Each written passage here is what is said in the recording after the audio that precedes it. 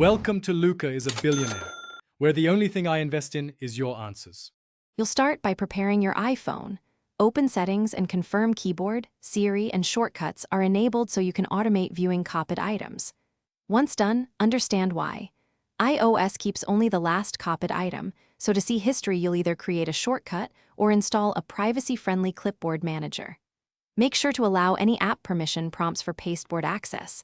This is required. Now, copy a few items so there is content to test, and move to building or opening the tool that will show history. Next, set up the mechanism to record copies. If you use shortcuts, download or create a shortcut that appends the current clipboard to a notes file or a list. This captures history automatically when run. Alternatively, open a Clipboard Manager app and enable background or manual capture depending on settings.